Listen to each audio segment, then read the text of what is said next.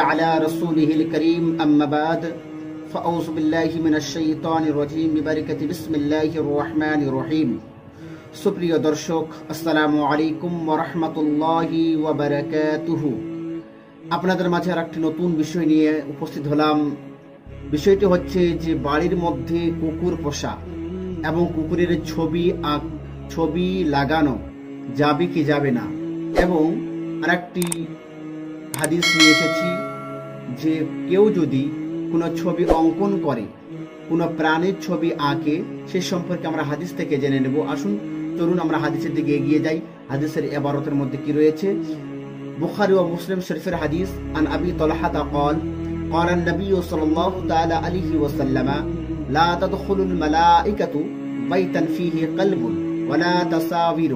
হযরত আবু তালহা রাদিয়াল্লাহু তাআলা আনহু থেকে বর্ণিত, তিনি বলছেন যে নবী করিম সাল্লাল্লাহু তাআলা আলাইহি ওয়াসাল্লাম ইরশাদ করেন, যে বাড়িতে কুকুর এবং কুকুরের ছবি লাগানো হয়, যে বাড়িতে কুকুর থাকে এবং কুকুরের ছবি থাকে, সে বাড়িতে আল্লাহর যে রহমতের ফেরেশতা প্রবেশ করে না। লা তাদখুলুল মালাইকাতু বাইতান ফিহি, সে বাড়িতে রহমতের ফেরেশতা প্রবেশ করে না, সে বাড়িতে ফেরেশতারা যান না।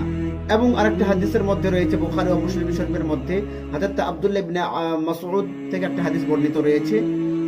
আন আব্দুল্লাহ ইবনে মাসউদ قال سمعت رسول الله صلى الله تعالى عليه وسلم يقول اشد الناس عذابا عند الله المصورون। হযরত আব্দুল্লাহ ইবনে মাসউদ রাদিয়াল্লাহু তাআলা আনহু তিনি বলছেন যে আমি নবী করিম সাল্লাল্লাহু তাআলা আলাইহি ওয়াসাল্লামের পবিত্র জবান দ্বারা শুনেছি, তিনি বলেছেন যে আল্লাহ রাব্বুল আলামিনের নিকটে সবথেকে বড় আযাব সে ব্যক্তিকে দেওয়া হবে যে ব্যক্তি কোনো ছবি অঙ্কন করলো, যে ব্যক্তি কোনো প্রাণীর ছবি অঙ্কন করলো।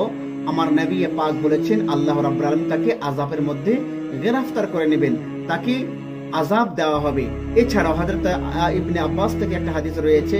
আন ইবনে আব্বাস قال سمعت رسول الله صلى الله تعالى عليه وسلم يقول من صور صورة فإن الله معذبه حتى ينفخ فيه الروح وليس بنافخ فيها أبدا।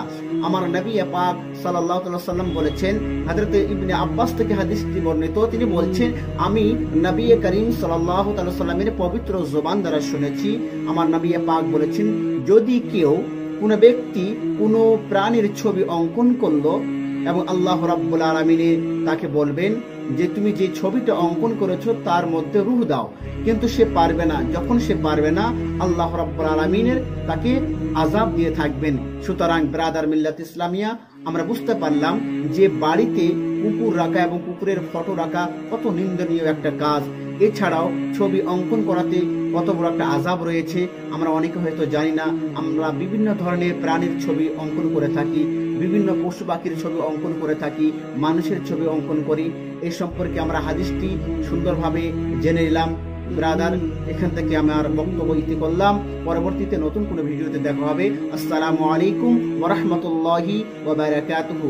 যদি আপনাদের ভিডিওটি ভালো লেগে থাকে তাহলে অবশ্যই নিজের বন্ধুদের মাঝে শেয়ার করবেন। আসসালামু আলাইকুম ওয়া রাহমাতুল্লাহি ওয়া বারাকাতুহু।